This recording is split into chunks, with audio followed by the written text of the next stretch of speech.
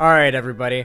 I just want to make a little short segment here, since I've seen a lot of right-wing Twitter talking about this as if it's like the biggest win of all time. In fact, Elon Musk's tweet about it has 655,000 likes. Christ, the right has really rallied behind him as like their guy now. Regardless, though, I wanted to feature this as an example of like the peak of conservative comedy that we can now expect since Elon Musk now owns Twitter.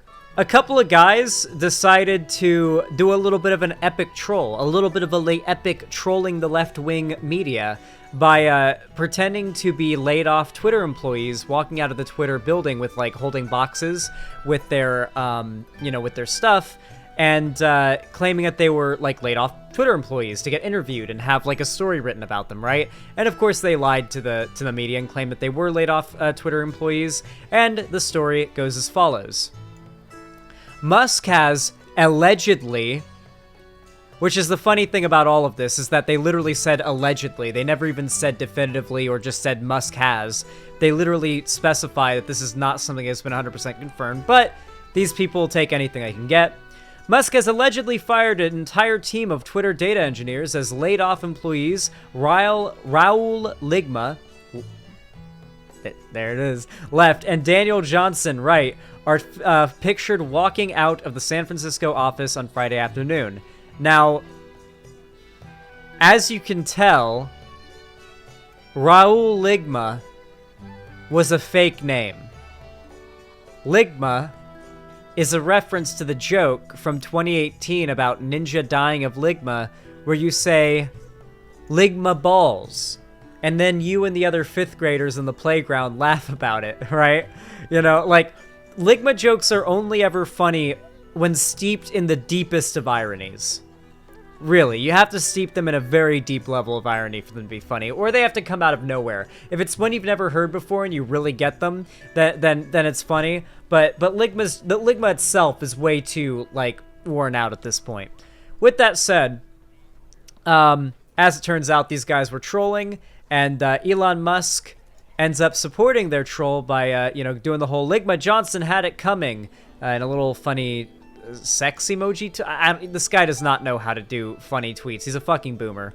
Anyway, the right fucking rallies behind this massively. They fucking love it. They think this is hilarious. They're absolutely loving this Ligma guy, and their go-to has been to point out how these guys really showed how lacking in any integrity the left-wing media really is.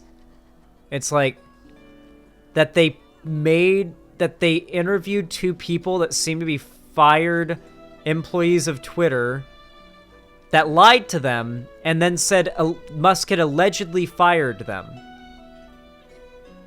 Like, yeah, they fell for the Ligma joke, I guess, but I mean, if somebody's last name is really Ligma, you can't really say, oh, really? Your last name's Ligma? Really?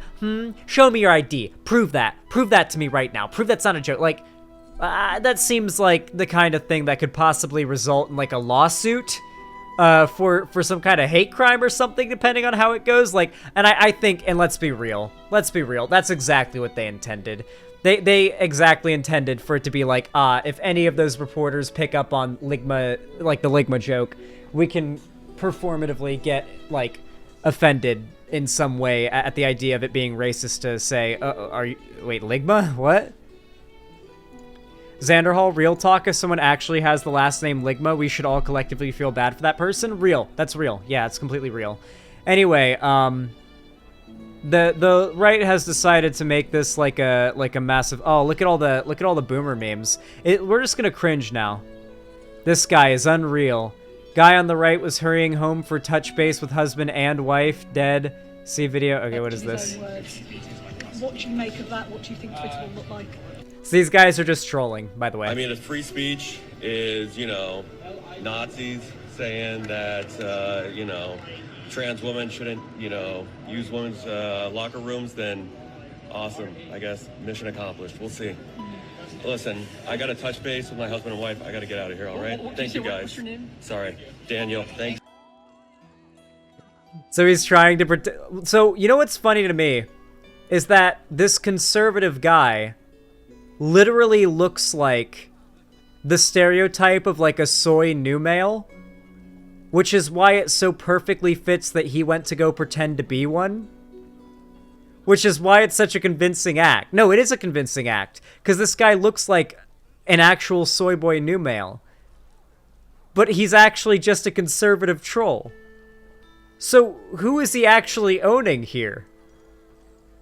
By displaying how much of a soy boy new male he looks like. And publicly saying to the world he has to talk to his wife and his bull. I don't know. This is the peak of conservative humor. Here we have a literally like 50-year-old meme with Elon Musk's face stitched onto it. In case you guys were aware, these people take pride in the idea of they are bad people causing chaos and bad things to happen. Everyone replies, "Epic Sir, fire me king." Imagine getting shit canned by Elon just for him to meme the shit out of you afterward. Wait, this is a conservative that fell for it? Thank you, Elon. Hashtag MAGA. 1,200 likes.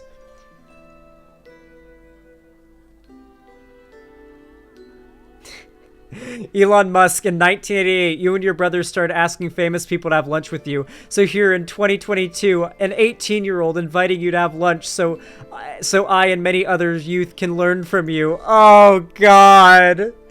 Oh, God. 14,000 likes. I like this.